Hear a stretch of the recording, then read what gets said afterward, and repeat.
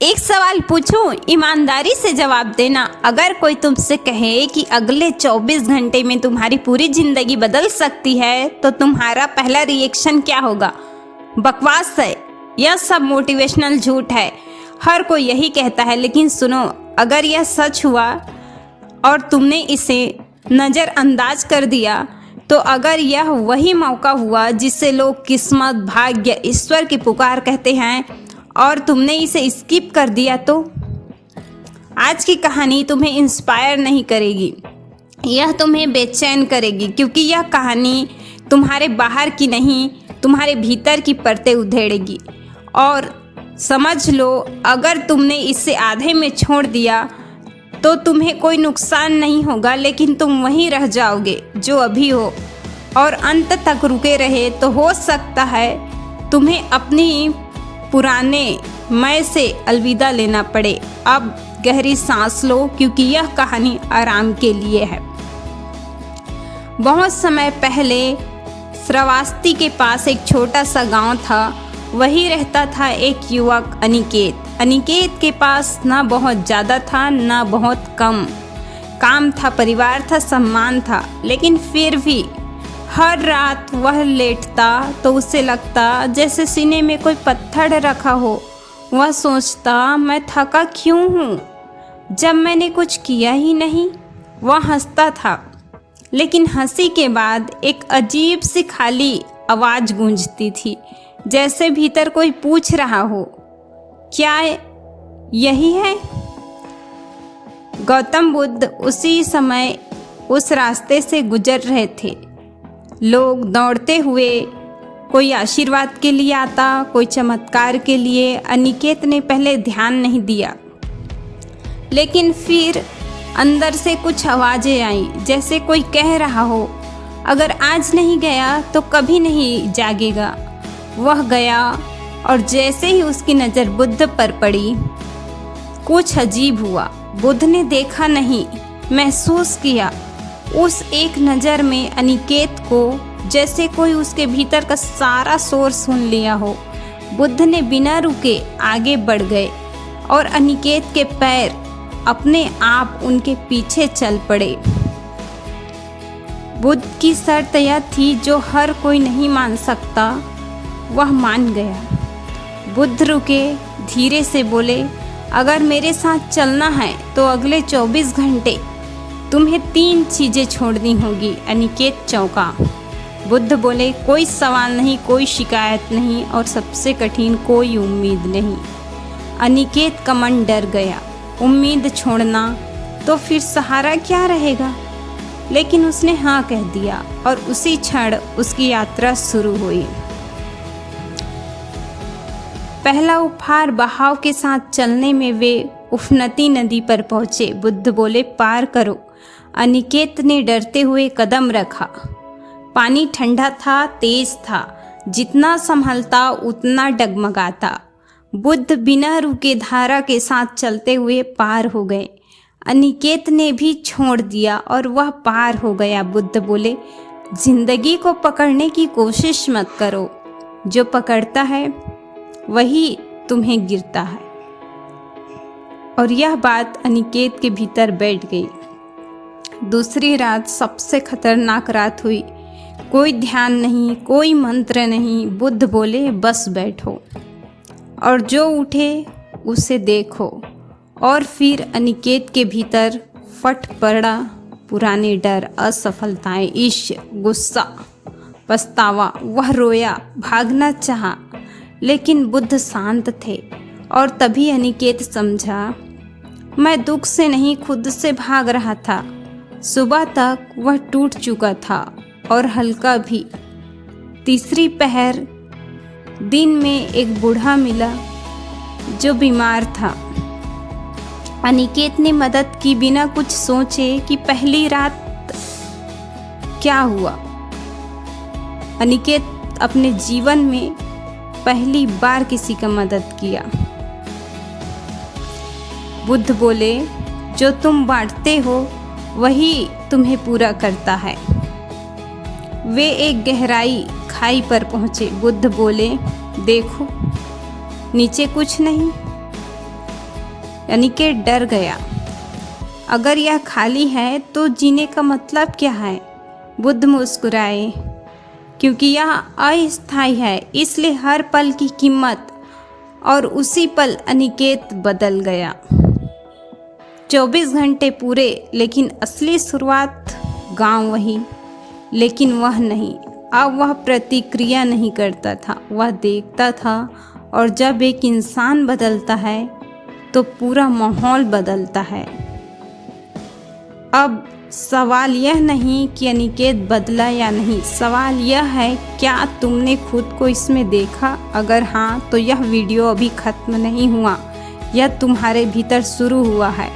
और अगली बार जब गुस्सा आए या डर उठे तो बस याद रखना, तुम टूट नहीं रहे, तुम जाग रहे हो।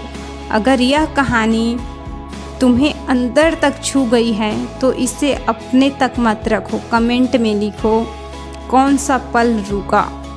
और गौतम बुद्ध के वीडियो देखने के लिए ईश्वरी स्टोरी को सब्सक्राइब करो, क्योंकि यह वीडियो नहीं परिवर्तन शुरू होता है। अगर तुम्हें लगता है कि 24 घंटे में मिली समझ जिंदगी को हमेशा के लिए आसान कर देती है तो तुम सबसे बड़ी गलती कर रहे हो, क्योंकि असली परीक्षा ज्ञान के बाद शुरू होता है। आज की कहानी तुम्हें यह नहीं बताएगी कि बुद्ध की सीख क्या थी, यह बताएगी कि उस सीख को जीना कितना कठिन होता है। और ध्यान से सुनना, जो आगे आने वाला है वह तुम्हारे भीतर बैठे उस इंसान को छेड़ेगा जो अब तक छुपा हुआ है।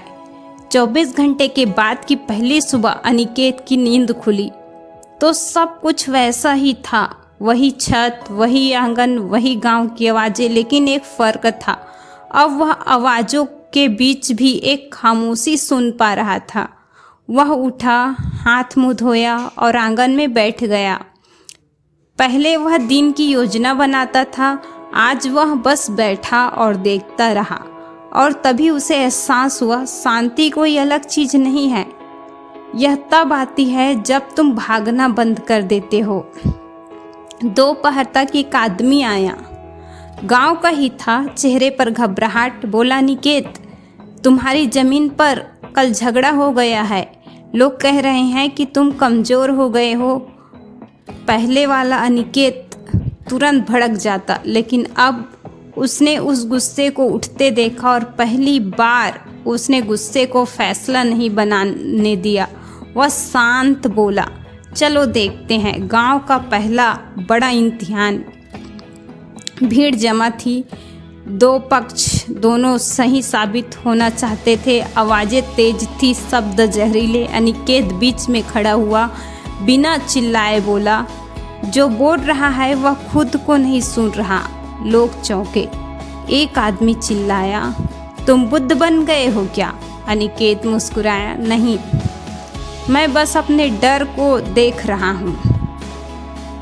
और धीरे धीरे भीड़ की आग ठंडी होने लगी। पहली सच्चाई, ज्ञान का अकेला काफ़ी नहीं होता। उस रात अनिकेत बैठा सोच रहा था, अगर मैं चुप ना रहता तो शायद झगड़ा बढ़ जाता।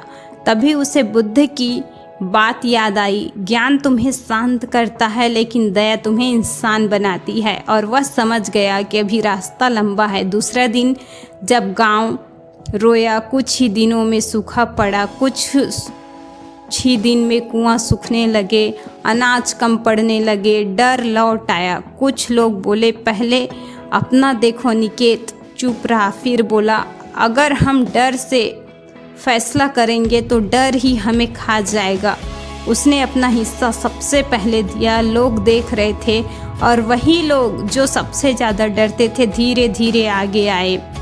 अब बुद्ध वहाँ नहीं थे और यही असली परीक्षा थी, क्योंकि गुरु के बिना सच सामने आता है। कुछ लोग बोले, यह सब ठीक है पर पेट शांति से नहीं भरता।